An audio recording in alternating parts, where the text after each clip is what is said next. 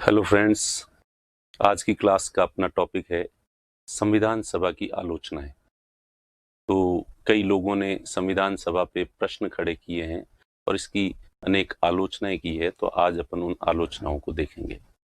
और वैसे भी मारवाड़ी में कहावत है कि गांव बसे नहीं न मंगता पहले आवेरा, यानी कि गांव बसता ही नहीं है और भिखारी जो है वो पहले ही आ जाते हैं। तो ये हमारे देश की थोड़ी कल्चर ज़्यादा ही है।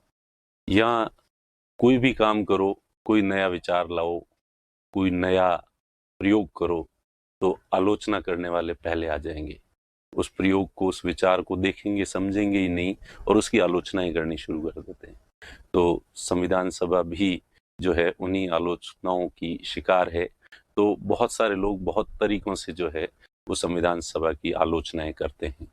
तो आज अपन देखेंगे कि आलोचक क्या क्या आलोचना करते हैं और क्या उनकी आलोचनाएं सही है या नहीं है, इस चीज का मूल्यांकन करेंगे। तो अपन एक एक आलोचना देखेंगे और वैसे ये आपके मुख्य परीक्षा में प्रश्न भी बनने वाले हैं। हर एक आलोचना जो है अपने आप में एक प्रश्न है और उसका जो जवाब है वो उसका आंसर जो है वो होगा। तो इसे आप लोग देखें और एक बार फिर मैं याद दिला देता हूँ आपको कि पेन और रजिस्टर लेके बैठें और पूरी ईमानदारी से और क्या कहें उसे पूरे अनुशासित तरीके से अगर आप पढ़ेंगे तो ये क्लास जो है आपके लिए फ्रूटफुल होगी। क्योंकि एंटरटेनिंग जो वीडियो होते हैं वो तो अपन देख लेते हैं, लेकिन ये एंटरटेनिंग वीडियो नहीं है, ये आपके भविष्य से जुड़ा हुआ वीडियो है। इसलिए इसमें इंटरेस्ट जगेगा नहीं आपका। इसलिए प्लीज़ पेन और कागज़ लेके बैठें, रजिस्टर लेके बैठें और मुख्य बिंदु जो है वो आप लिखते रहें।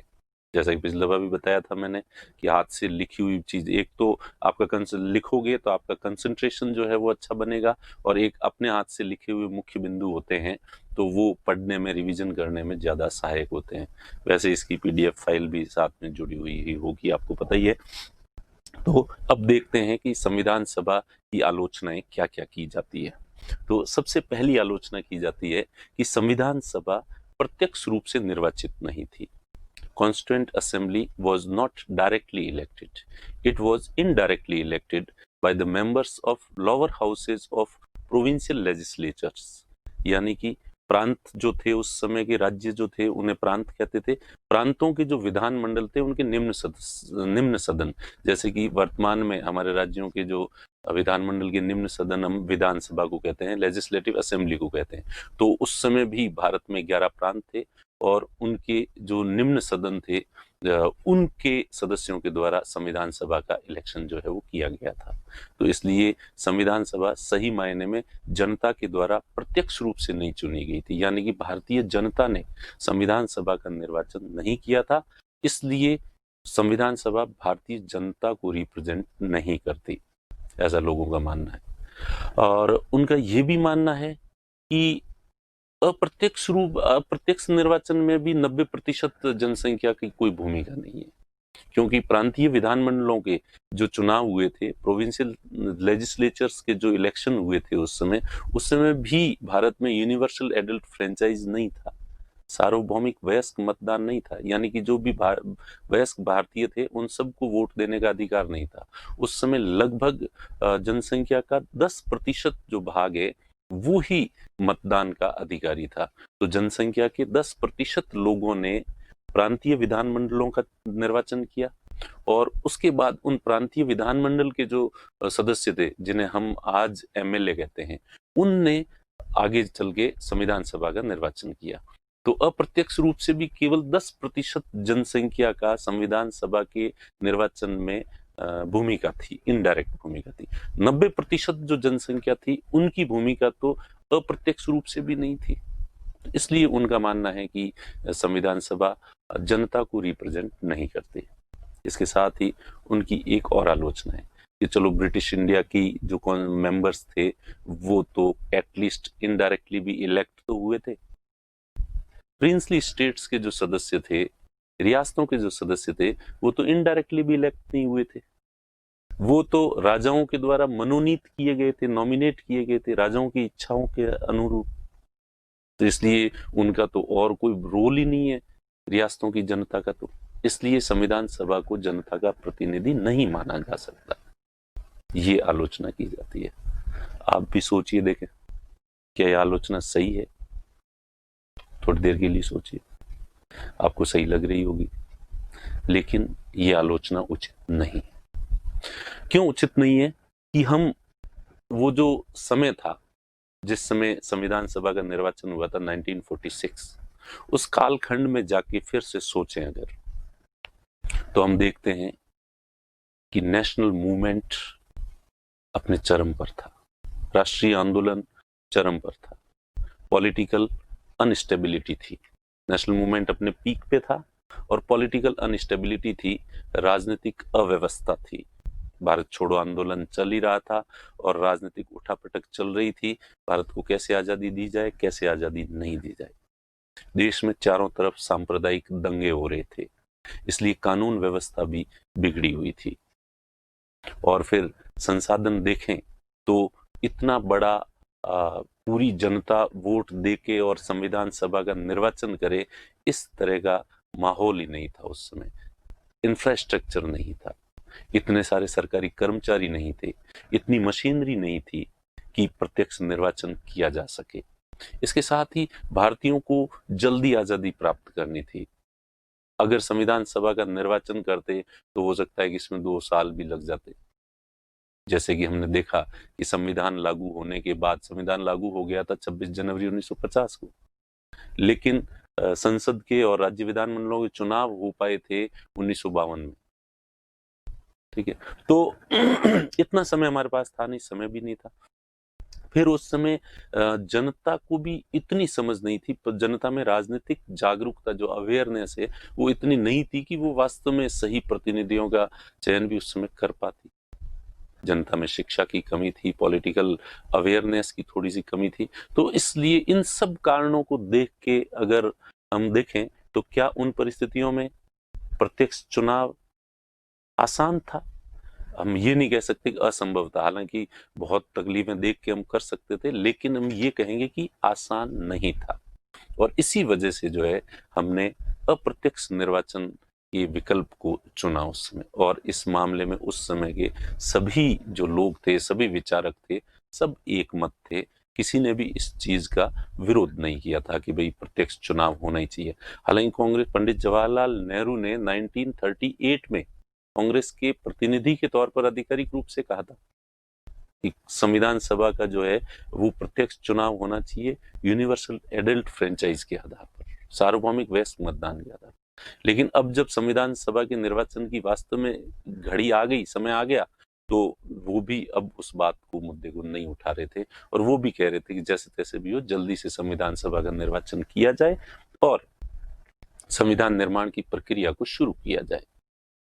तो इसलिए जो है मेरा भी यही मानना है और मेरे ख्याल से आप भी अब इस बात से सहमत होंगे कि उन स्थितियों में प्रत्यक्ष निर्वाचन आसान नहीं था, इतना मुश्किल था। इसीलिए हमारे उस समय के नेतृत्व ने इस विकल्प को जो है चुना, इसलिए उनकी आलोचना करना उचित नहीं है। रही बात रियासतों की, कि रियासतों के सदस्यों का मनोनयन क्यों किया गया, तो आप ही बता दो।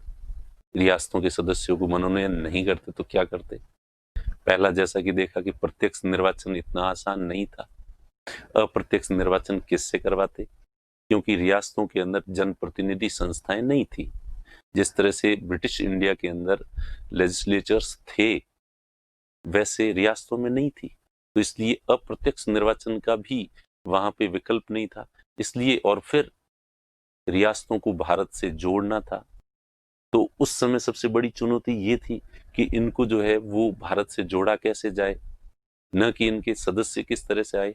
इसलिए रियासतों के शासकों को भी थोड़ा सा राजी रखना था, ताकि उन्हें लगे कि वो भी भारत, स्वतंत्र जो भारत होगा उनमें उनकी कुछ भूमिका होगी। तो इसलिए ये एक स्ट्रेटेजी का पार्ट था, इसलिए रियासतों के सदस्यों को मनोनीत किया गया था। तो ये जो पहली आलोचनाएं की है, हमने उन आलोचकों को जवाब दे दिया है। तो ये जैसे कि देखिए, मैंने अभी जो पॉइंट बताए हैं वही आपकी स्क्रीन पे है, और एक बार वापस आप जो है वो देख सकते हैं कि राष्ट्रीय आंदोलन उस समय अपने चरम पर था। The national movement was at its peak.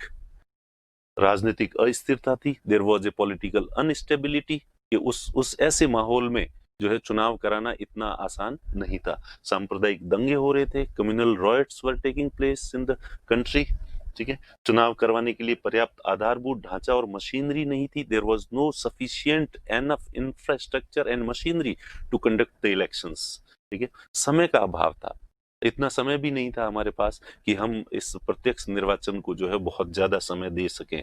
लोगों के अंदर राजनीतिक जागरूकता वगैरह इनकी भी थोड़ी सी कमी ही थी, तो इसलिए उनसे निर्णय करवाना ही जरूरी है, ये भी इतना महत्वपूर्ण लगा नहीं। और संचार के साधनों का उस समय जो है सभी लोगों तक पहुंचना, वो भी जो है वो lack of means of the communication जो है ये एक बड़ा प्रश्न था।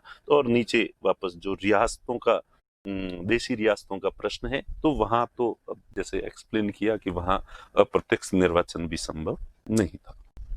तो ये थी पहली आलोचना। अब दूसरी आलोचना क्या करते हैं? दूसरी आलोचना है कि संविधान सभा एक संप्रभु संस्था नहीं थी।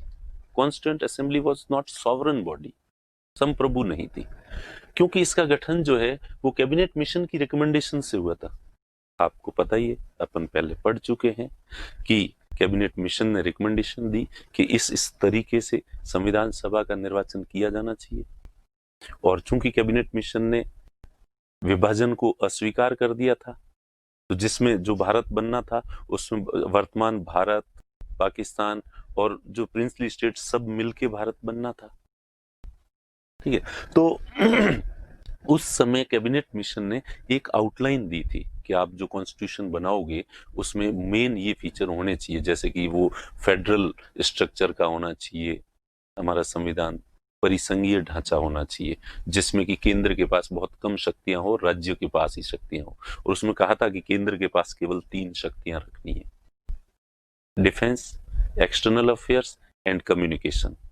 भारत की सुरक्षा, रक्षा, विदेशी मामले और संचार के साथ, इन 3 के अलावा जो है सब राज्यों को दे दिए जाएं, और रेज्यूडरी पावर्स भी राज्यों के पास होने चाहिए। तो जैसा कि अपने उद्देश्य प्रस्ताव में पढ़ा था कि अवशिष्ट शक्तियां प्रांतों को दी जाए, इसीलिए उद्देश्य प्रस्ताव में ये रखा गया था। तो कुल मिला के कॉन्स्टिट्यूएंट असेंबली जब गठित की गई थी तब वो सॉवरन बॉडी नहीं थी, और उसको कैबिनेट मिशन की रिकमेंडेशन, उसकी जो आउटलाइन थी, गाइडलाइन थी, उसके दायरे में रहकर संविधान का निर्माण करना था।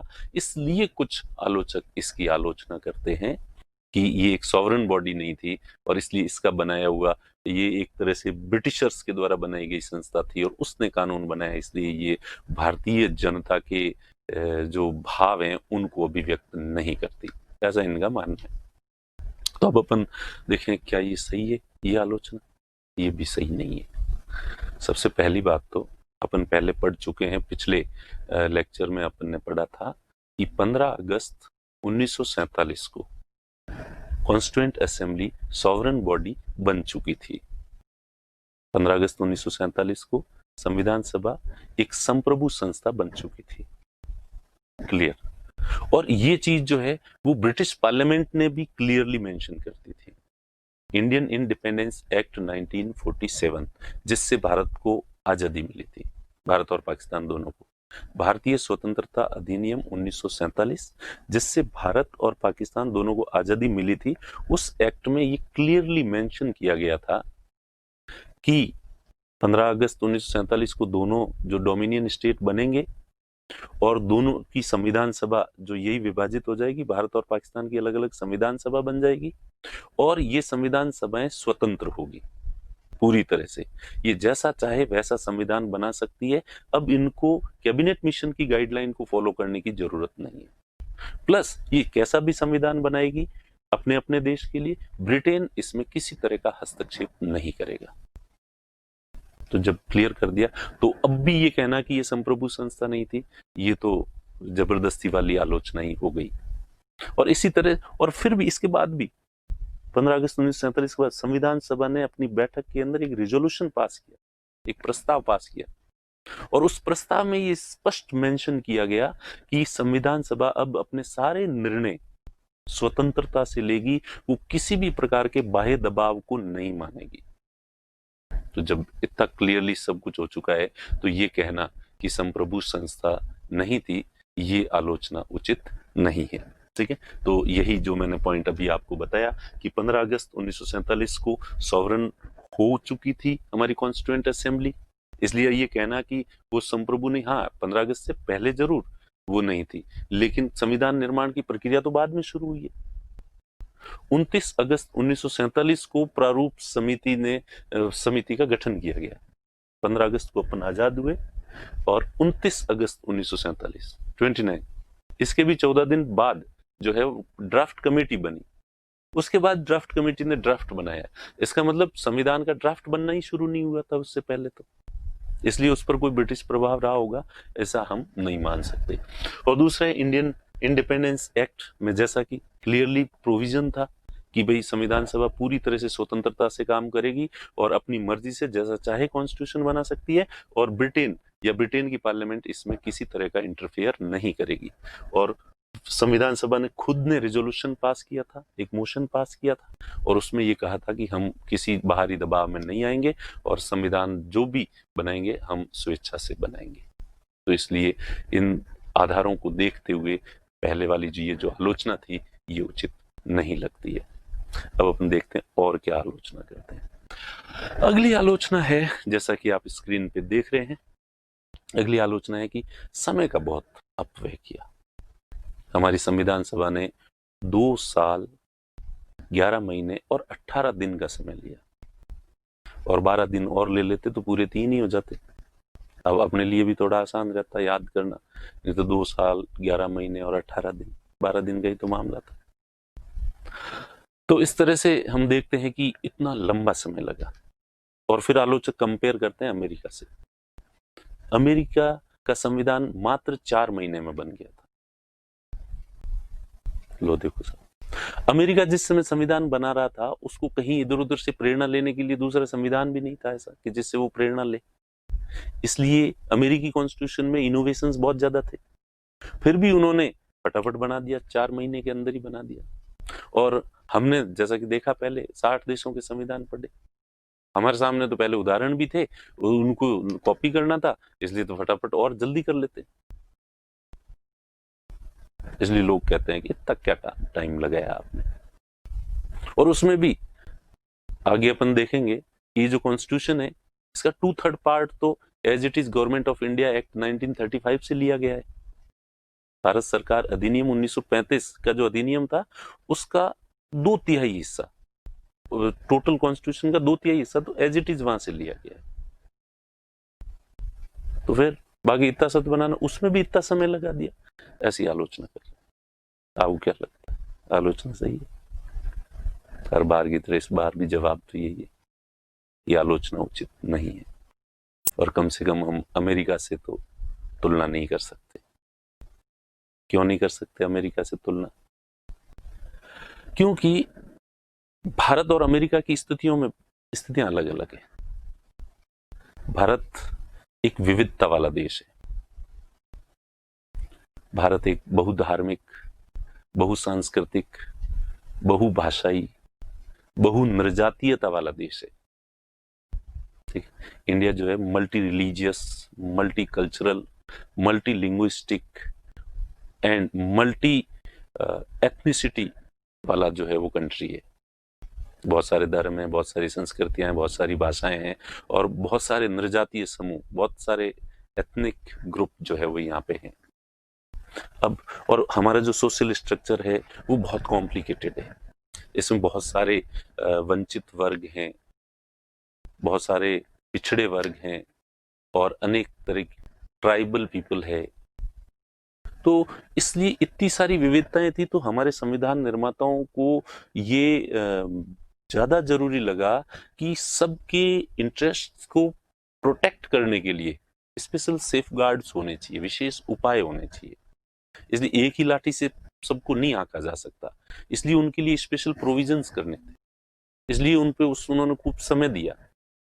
जबकि अमेरिका में ऐसा नहीं है। अमेरिका में इतनी विविधता नहीं है। एक ही धर्म के लोग हैं, एक ही यूरोपियन कल्चर को मानने वाले लोग थे, एक ही भाषा को मानने वाले थे, और हमारी तरह सोशल स्ट्रक्चर भी इतना कॉम्प्लिकेटेड नहीं था उनका। हाँ, कमजोर वर्ग वहां पे भी थे। वहां पे भी जो है मूल अमेरिकी लोग, जिन्हें रेड इंडियंस कहते हैं, नेटिव्स वहां के जो थे उनकी हालत बहुत खराब थी। अफ्रीका से पकड़ पकड़ के लाए गए जो गुलाम थे, अश्वेत लोग, अफ्रीकी मूल के लोग वो थे, उनकी हालत खराब थी। लेकिन अमेरिकी संविधान निर्माताओं ने उनकी कोई परवाह नहीं की, उसके लिए अपना टाइम वेस्ट नहीं किया और उनके लिए कोई स्पेशल सेफ गार्ड्स या प्रोविजन नहीं रखे गए थे। और स्पेशल सेफ गार्ड तो छोड़ो, उल्टा उन्होंने तो दास प्रथा तक कोई जो है वो वैलिड मान रखा था। तो उन्होंने उनको कैसा संविधान बनाना था, जबकि हमें कैसा संविधान बनाना था? टाइम तो लगेगा, हमें भी ऐसा ही अगर बनाना होता तो बना देते। तो इस वजह से हमारे संविधान निर्माताओं को ज्यादा समय लगा। दूसरा कारण है कि भारत का संविधान विश्व का सबसे बड़ा संविधान है। 395 आर्टिकल्स है इसमें, 395 अनुच्छेद है इसमें, जब और 22 भाग है। जबकि अमेरिका का संविधान बहुत ही कॉम्पैक्ट कॉन्स्टिट्यूशन है, उसमें केवल 7 आर्टिकल्स है। अब आप देखो साहब, कंपेयर करो, 7 आर्टिकल बनाने में उनको 4 महीने लगे। अगर उन्हें कह दिया जाता कि आप तो हमारी तरह 395 आर्टिकल्स जो है वाला संविधान बनाओ, तो कितना समय लगता उनको? निसंदेह भारत से बहुत ज्यादा समय लगता। तो ये भी एक कारण है कि हमें इतना बड़ा संविधान क्यों बड़ा। वही पहले वाला कारण कि हमारे देश में विविधता है, डाइवर्सिटी है, हर चीज का अलग अलग प्रोविजन करना और हर चीज को बारीकी से देखना है, जबकि उनको ऐसा कुछ ही नहीं था। तो ये दूसरा कारण कि हमारा संविधान बड़ा है, उनका संविधान बहुत ही कॉम्पैक्ट है, इसलिए उनको कम समय लगा। तीसरा देखें तो अमेरिका के अंदर संघ का संविधान अलग है, जो फेडरेशन है उसका अलग है और राज्यों के संविधान अलग है, और राज्यों ने बाद में अपने अपने हिसाब से अपने संविधान बनाए। तो इसलिए उनको केवल केंद्र का संविधान बनाना था और वो उन्होंने बना लिया। जबकि हमारा जो संविधान है इसमें संघ और राज्य दोनों के संविधान इसी में शामिल है, और राज्यों के लिए किस तरह के प्रोविजन ऐसे रखने हैं कि इतनी विविधताओं वाले राज्यों में भी एक रूप जो है वो संविधान कैसे लागू किया जा सकता है। तो इस वजह से जो है हमारे संविधान निर्माताओं को ज्यादा समय लगा। तो इसे एक बार फिर से रिवाइज कर देते हैं। जैसे कि भारत में, जैसा कि मैंने कहा, कि डाइवर्सिटी ज्यादा है, विविधताएं ज्यादा है, और उन विविधताओं के कारण जो है वो लोगों के हितों का प्रोटेक्ट करने के लिए विशेष प्रोविजंस हमें करने थे, जबकि अमेरिका ने ऐसा कुछ नहीं किया। ठीक है, बड़ा संविधान, हमारे संविधान में जो है 395 आर्टिकल्स थे, जबकि अमेरिकी संविधान में केवल 7 आर्टिकल थे। और तीसरा जो है संघ व राज्य दोनों के संविधान, हमारे यहाँ पे संविधान जो है इसमें संघ और राज्य दोनों के संविधान इंक्लूड है, जबकि अमेरिका के अंदर ऐसा नहीं है, वहां केवल संघ का संविधान है, राज्यों के संविधान अलग है। तो ये कारण है जिस वजह से हमारे संविधान निर्माताओं को ज्यादा समय लगा, इसलिए हमें उनकी इस तरह की आलोचना नहीं करनी चाहिए। ठीक है, तो ये 3 आलोचनाएं हो चुकी है। अब चौथी आलोचना क्या है देखते हैं। देखिए, चौथी आलोचना है साहब कि संविधान सभा के अधिकांश सदस्य कांग्रेस के थे, कांग्रेस पार्टी की थी। जैसा कि हमने देखा कि 208 सदस्य जो है वो कांग्रेस पार्टी के थे संविधान सभा में। तो इसलिए आलोचकों का मानना है कि कांग्रेस ने अपनी विचारधारा को ही इंडियन कॉन्स्टिट्यूशन पर थोप दिया। कई सारी पॉलिटिकल आइडियोलॉजीज होती है, उनको पर्याप्त महत्व जो है वो नहीं दिया। इसलिए भारतीय संविधान जो है अन्य विचारधाराओं की उपेक्षा करता है, उन्हें इग्नोर करता है। Most of members in Constituent Assembly were from the Congress party. Therefore, Indian Constitution is influenced by the Congress ideology, and other political ideologies are ignored in this Constitution. ऐसा लोगों का मानना है। और आजकल जिस तरह से देश में माहौल चल रहा है, आपको ये आलोचना तो कम से कम सही लग ही रही होगी कि हाँ, कांग्रेस से ज्यादातर लोग आज सहमत नहीं है, इसलिए उनको ऐसा लगता होगा। लेकिन मैं शायद इस आलोचना से भी सहमत नहीं हूं और कहूंगा कि ये आलोचना भी उचित नहीं है। सबसे पहली बात कि कांग्रेस के सदस्य ज्यादा थे, तो संविधान सभा का निर्वाचन हुआ था और प्रांतीय विधानमंडलों में ज्यादातर जो है वो कांग्रेस के सदस्य थे, इसलिए स्वाभाविक रूप से निर्वाचित होकर आएंगे कांग्रेस के ही सदस्य आएंगे ज्यादा। अब प्रांतीय विधानमंडलों में कांग्रेस के सदस्य ज्यादा क्यों थे? क्योंकि उस समय देश की सबसे बड़ी राजनीतिक पार्टी कांग्रेस ही थी और राष्ट्रीय आंदोलन का मुख्य नेतृत्व कांग्रेस के हाथ में ही था। सामाजिक आधार कांग्रेस का ज्यादा था, ज्यादा लोगों का कांग्रेस को समर्थन था और इसी वजह से जो है वो कांग्रेस इतनी लोकप्रिय थी, विधानमंडलों में आई और इसी वजह से निर्वाचित होकर स्वाभाविक है कांग्रेस ही आएगी। दूसरी राजनीतिक दल इतने, उनका जनाधार इतना बड़ा था नहीं, तो इसलिए कांग्रेस के सदस्य ज्यादा थे, वो तो इस वजह से थे। फिर अपन देखें कि संविधान निर्माण में कांग्रेस ने कितने अड़ंगे लगाए और अपनी विचारधारा कैसे थोपी। तो एक बात ध्यान से सुन लो कि जैसा कि हमने पहले देख रखा है कि हमारे संविधान का जो प्रारूप है, ड्राफ्ट है, वो ड्राफ्ट कमेटी ने तैयार किया था। प्रारूप समिति, ये तो बताइए, संविधान सभा ने तो केवल उसको जो है पारित किया था और उसमें कुछ संशोधन किए थे। मूल जो ड्राफ्ट है वो प्रारूप समिति ने तैयार किया था। अब संविधान सभा में कांग्रेस के सदस्य ज्यादा थे, लेकिन क्या ड्राफ्ट कमेटी में भी कांग्रेस के सदस्य ज्यादा थे? नहीं। प्रारूप समिति के अध्यक्ष डॉक्टर BR अम्बेडकर खुद कांग्रेस के सदस्य नहीं थे और वो कांग्रेस की विचारधारा से सहमत भी नहीं थे, उनकी कांग्रेस से ज्यादा कभी बनी भी नहीं। तो कांग्रेस ने, जिसकी मेजोरिटी है, किसी दूसरे दल के व्यक्ति को प्रारूप समिति का अध्यक्ष बनाते हैं। और तो और प्रारूप समिति के जो 7 सदस्य थे उनमें कांग्रेस के सदस्य केवल 2 ही थे, KM मुंशी और TT कृष्णमाचारी। और TT कृष्णमाचारी भी बाद में बने थे। DP खेतान की मृत्यु हो गई थी, इसलिए TT कृष्णमाचारी को बनाया। शुरुआत में तो देखें तो कांग्रेस का केवल एक ही सदस्य था, KM मुंशी।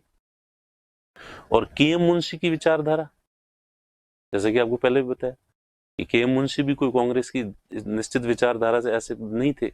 बाद में उन्होंने स्वतंत्र पार्टी भी ज्वाइन की और उसके बाद तो जनसंघ भी ज्वाइन कर लिया था उन्होंने। इसका मतलब वो भी पूरी तरह से कांग्रेसी तो नहीं थे, कट्टर कांग्रेसी टाइप तो नहीं थे। तो इसलिए प्रारूप समिति ने भारत का संविधान का प्रारूप बनाया था और उसमें कांग्रेस के इतने सदस्य नहीं थे, इसलिए ये आरोप लगाना उचित नहीं है। और चलो उसके बाद भी देखें तो आप भारत का संविधान देखो, उसमें ऐसा क्या आपको लगता है कि जो कांग्रेस की आइडियोलॉजी को जो है वो दर्शाता है? उसमें सभी राजनीतिक दलों को ये न तो कैपिटलिज्म को ज्यादा महत्व दिया गया है, न सोशलिज्म को, कम्युनिज्म को ज्यादा महत्व दिया गया है। सोशलिज्म टर्म भी बाद में जोड़ी गई है, पहले तो वो भी नहीं थी उसमें। और अगर आप इंडियन कॉन्स्टिट्यूशन को अब पढ़ेंगे अपना आगे आने वाले टाइम में, आप देखोगे तो एक बहुत ही संतुलित दस्तावेज है, बैलेंस्ड है। ये किसी पर्टिकुलर आइडियोलॉजी से प्रभावित नहीं है, कोई भी व्यक्ति इस पे ये आरोप नहीं लगा सकता, इसलिए इस आलोचना को भी स्वीकार नहीं किया जा सकता। ठीक है, तो इसको ही वापस एक बार देख लें। देखिए इसके पॉइंट्स जो हैं, जैसे मैंने बताया कि कांग्रेस सबसे बड़ा राजनीतिक दल था, Congress was the largest political party, तो ये स्वाभाविक था कि सबसे ज्यादा जो है वो कांग्रेस के ही सदस्य होंगे। क्यों थे ज्यादा, इसका कारण ये था। दूसरा, प्रारूप समिति ने, ड्राफ्ट कमेटी ने जो है वो ड्राफ्ट तैयार किया था, उसमें कांग्रेस के सदस्य ज्यादा नहीं थे, इसलिए कांग्रेस की आइडियोलॉजी से ये इन्फ्लुएंस नहीं हो सकती। और तीसरा जो है संतुलित संविधान है, बैलेंस्ड कॉन्स्टिट्यूशन है। कॉन्स्टिट्यूशन को देखें तो ऐसा नहीं लगता केवल सदस्यों को देख के हम ये आरोप लगाएं, ये उचित नहीं है, तो इसलिए ये आलोचना भी उचित नहीं लगती। फिर देखते हैं अगली आलोचना क्या करते हैं। वही, कई बार तो ऐसा लगता है कि लोग आलोचना करने के लिए आलोचना कर रहे हैं। ये आलोचना उन्हीं में से है कि संविधान सभा के अधिकांश सदस्य हिंदू थे, इसलिए भारत का संविधान हिंदू विचारधारा से जो है वो प्रभावित है। ये आलोचना सुन के तो मुझे आलोचक पे तरस ही आ जाता है। पहले तो उससे मैं पूछूं, भाई हिंदू आइडियोलॉजी बता दे, क्योंकि हिंदू आइडियोलॉजी अपने आप में कोई निश्चित आइडियोलॉजी नहीं, सारी विविधताओं को जो स्वीकार करता है, सब भिन्नताओं को एक्सेप्ट करता है, वो आइडियोलॉजी हिंदू है। आप इंडियन लॉ में बाकी सब धर्मों को डिफाइन किया गया है। मुस्लिम कौन होगा? मुस्लिम वो होगा जो मोहम्मद साहब को पैगंबर मानता है और कुरान को धार्मिक ग्रंथ मानता है। वो मुसलमान। ईसाई कौन होगा? जो जीसस को मानता है और बाइबल को मानता है वो ईसाई है। यहूदी कौन होगा? जो मोजेस को मानता है, उसके 10 कमांडमेंट्स को मानता है, वो यहूदी होगा। सबको डिफाइन किया गया है। हिंदू कौन होगा?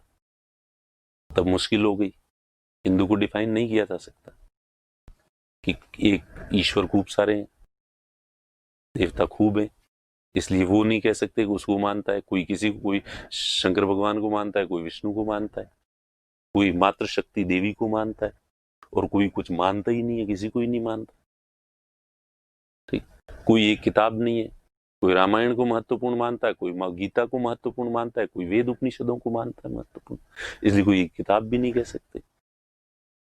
कोई निश्चित आइडियोलॉजी नहीं है, सब विविधताओं को, यहाँ सब छूट है। आप ईश्वर को मानना है तो मानो, नहीं मानना है तो मत मानो।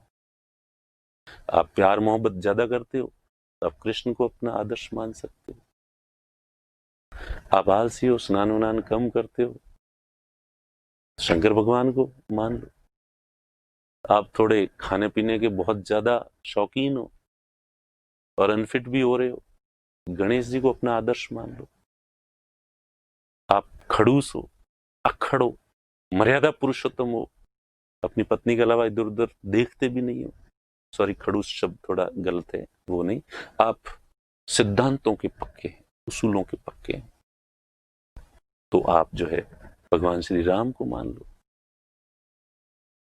आपको शराब पीना है, बकरा खाना है, तो माता जी और भैरव जी को मान लो। दीवार की बोतलियों की प्रसाद है, साहब ले लो। ठीक है, तो यहाँ कोई एक निश्चित विचारधारा नहीं है।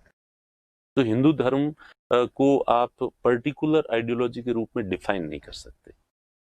जो सब तरीके की मान्यताओं को स्वीकार करता है वो हिंदू धर्म है। और अगर ऐसी विचारधारा से कोई संविधान प्रभावित हो भी जाए तो क्या दिक्कत है इसमें? कोई दिक्कत नहीं होनी चाहिए। तो सबसे पहली बात तो ये आलोचना उचित नहीं है, क्योंकि अब सबसे पहला तो ये कि सर्वाधिक सदस्य हिंदू धर्म से थे, तो स्वाभाविक है अमेरिका की संविधान सभा में ज्यादातर सदस्य ईसाई ही होंगे। ज्यादातर क्या, मेरे ख्याल से सभी सदस्य ईसाई थे। जर्मनी या फ्रांस में संविधान सभा बनेगी तो उसके ज्यादातर सदस्य ईसाई होंगे। तो भारत में भी हिंदू बहुसंख्यक हैं, हिंदुओं की संख्या ज्यादा है, तो हिंदू ही ज्यादा होंगे। ठीक है, तो पहला कारण ये। फिर भी संविधान सभा का निर्वाचन जो है वो प्रोपोर्शनल रिप्रेजेंटेटिव सिस्टम के तहत किया गया था, आनुपातिक प्रतिनिधित्व पद्धति के तहत किया गया था। और इसमें जिन्होंने ये मांग की थी कि हमारा पर्याप्त नेतृत्व होना चाहिए, तो मुस्लिम्स को और सिखों को इसके लिए रिजर्वेशन दिया गया था। उनकी जितनी पॉपुलेशन होगी उनके उतने प्रतिनिधि होंगे, पर फिर भी पॉपुलेशन ज्यादा तो दूसरी थी, इसलिए हिंदू ज्यादा थे। फिर बंटवारा हो गया। बंटवारा होने के बाद जो है वो अधिकांश जो मुस्लिम सदस्य थे संविधान सभा के, वो पाकिस्तान का हिस्सा हो गए थे, तो वो वहां जा चले गए थे, तो इसलिए हिंदुओं का रेशियो जो है और थोड़ा ज्यादा हो गया था संविधान सभा में। इसके बावजूद जो मुस्लिम लीग के सदस्य जो पहले विभाजन का समर्थन करते थे, अलग पाकिस्तान मांगते थे और अलग पाकिस्तान बन भी गया, लेकिन उनके हिस्से पाकिस्तान में शामिल नहीं हुए, तो अब वो कहां जाएंगे?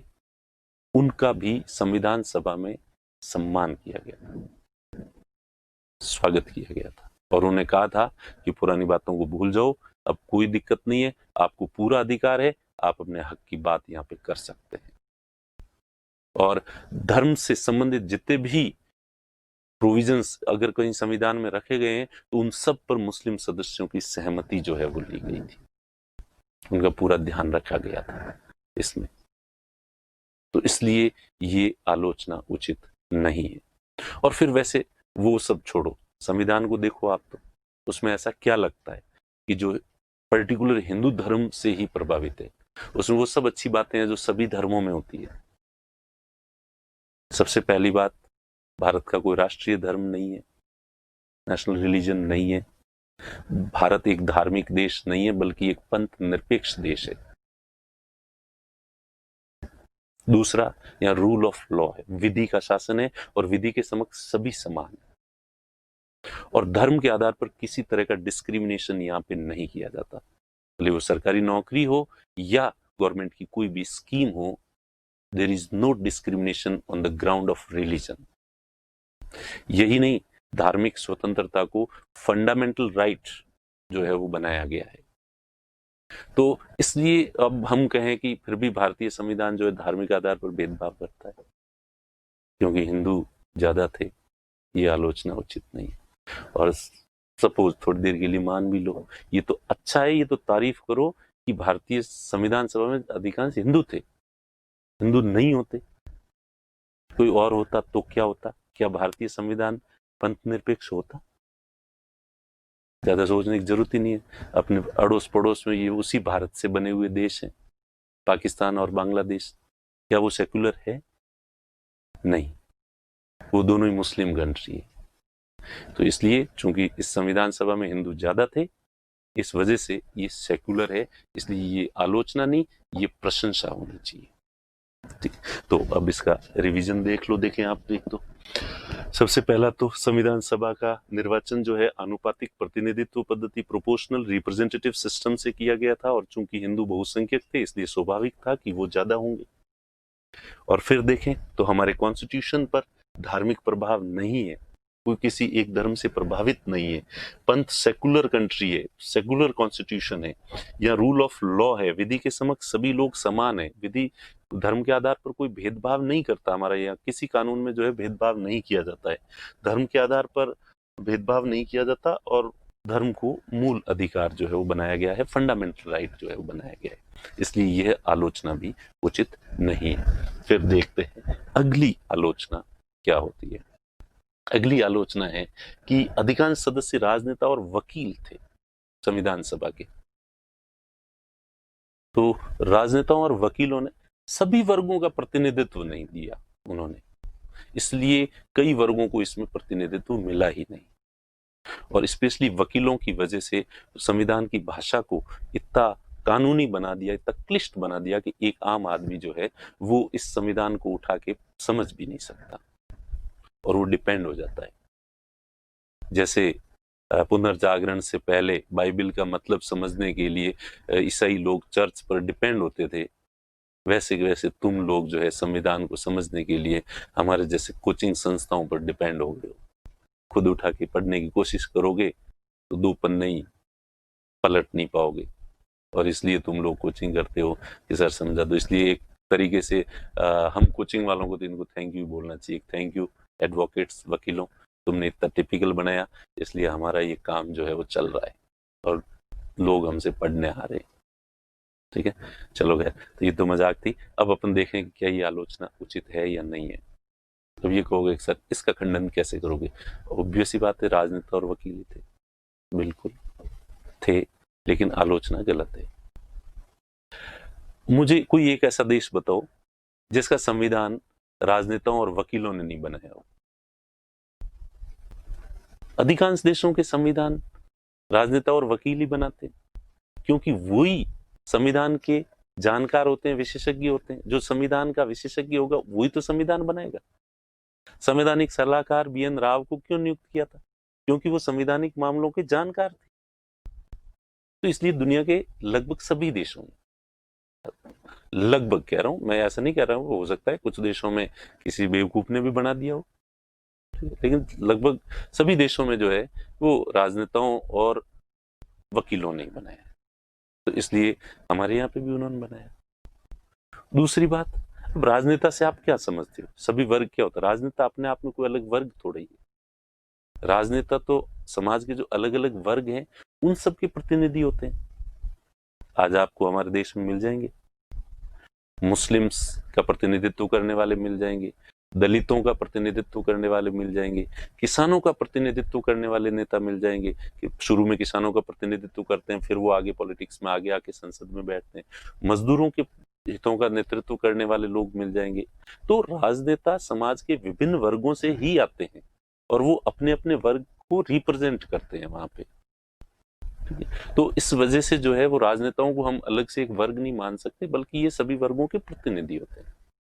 और चलो वो भी छोड़ो, अंत में जब भी किसी आलोचना का इवोल्यूशन करना है तो फाइनली ले दे के कॉन्स्टिट्यूशन वापस देख लो।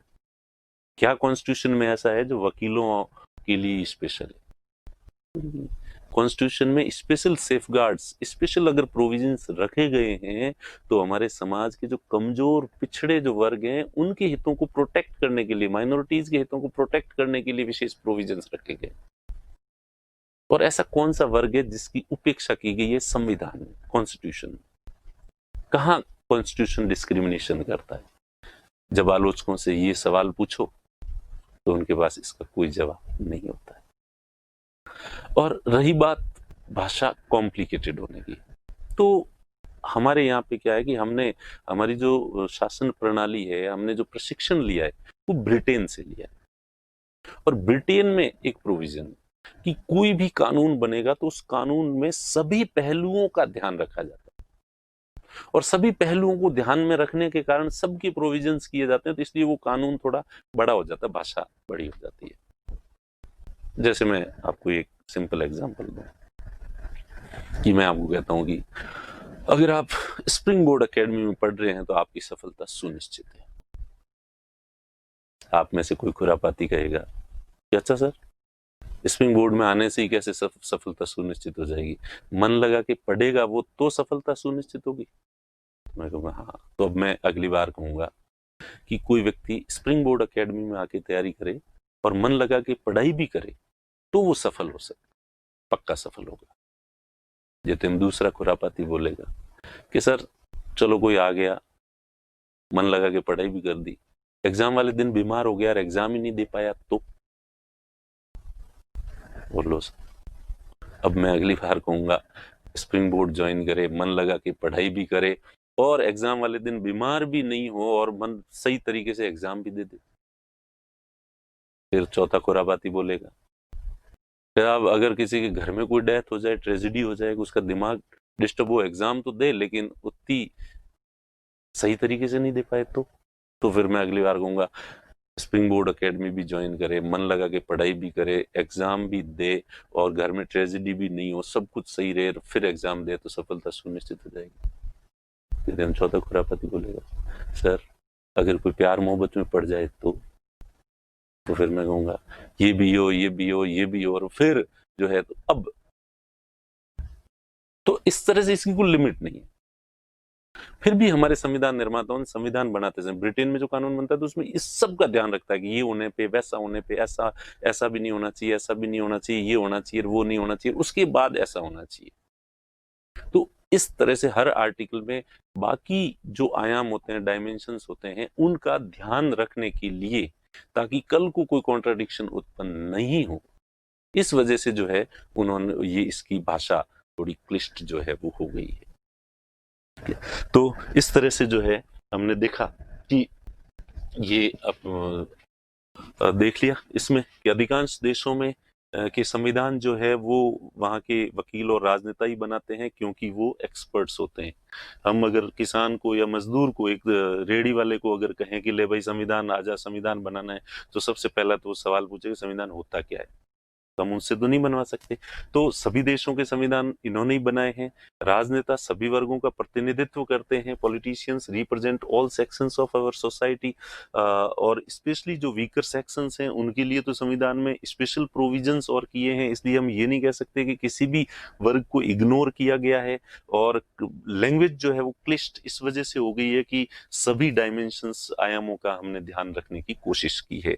ये ब्रिटिश परंपरा को हमने जो अपनाया है, इसलिए इसकी भाषा जो है वो क्लिष्ट हो गई है। तो इस तरह से आज हमने ये देखी कि संविधान सभा की जो आलोचनाएं की जाती है, एक बार फिर से आप देख लें कि ये डायरेक्टली इलेक्ट नहीं की गई थी। हमने इसका जवाब दिया कि उस समय ये ऐसा थोड़ा कठिन था, आसान था नहीं, इसलिए नहीं की गई। संप्रभु संस्था नहीं थी, ये भी गलत है क्योंकि बाद में संप्रभु संस्था सॉवरन बॉडी हो गई थी। समय का अपव्यय किया, हमने बताया, कारण बताया कि किस कारण से ज्यादा समय लगा। अधिकांश सदस्य कांग्रेस के थे तो इसका भी हमने जवाब दिया, और अधिकांश सदस्य हिंदू थे, इसका भी हमने जवाब दिया, और अधिकांश सदस्य राजनेता और वकील थे, इसका भी हमने जवाब दिया। तो इस तरह से ये संविधान की आलोचना। अब आपके जो एग्जाम है उसमें सीधा सीधा हर एक जो आलोचना है ये अपने आप में एक बड़ा प्रश्न जो है वो बनती है। बनता है। सीधा सीधा ये कोटेशन लिखा होगा और इसका जो जवाब है वो पूरा एक आंसर होगा। तो इस तरह से ये 6 क्वेश्चंस हैं मेंस के हिसाब से, और वो भी 100 नंबर का सबसे जो बड़ा क्वेश्चन है वो बनेगा इनसे, और सीधे ये सारे प्रश्न हैं सीधे सीधे एक आलोचना जो है। और हो सकता है कि सबको एक कंबाइंड के रूप में पूछ ले, तो अगर सबको कंबाइंड पूछते हैं तो आपको जवाब देना थोड़ा मुश्किल होगा, क्योंकि इतने लंबे चौड़े जो ये डिस्क्रिप्शन है उसको कॉम्पैक्ट करना थोड़ा मुश्किल होगा। ठीक है, तो उम्मीद है कि आपको ये जो क्लास है वो पसंद आएगी, और फिर मिलते हैं अगले उसमें। और वो होमवर्क वाला जो पिछले चैप्टर में दिया था, मुझे अब भी पता है कि आप में से कई लोगों ने वो होमवर्क नहीं किया होगा, इसलिए मैंने पहले उसका वीडियो नहीं बनाया। मैं चाहता हूं कि आप एक बार प्रयास करें और लिखने की कोशिश करें। क्वेश्चन याद है, कुछ महानुभावों को प्रश्न भी याद नहीं है। तो क्वेश्चन था कि क्या भारत को कॉमनवेल्थ का मेंबर रहना चाहिए या नहीं रहना चाहिए। इसके पक्ष और विपक्ष में जो है वो क्या तर्क हैं, वो आपको इधर उधर से ढूंढ के गूगल से सर्च करके और आपको आंसर जो है वो लिखना है। उसके बाद मैं उसको एक्सप्लेन करूंगा अगले वीडियो में। Okay, thank you.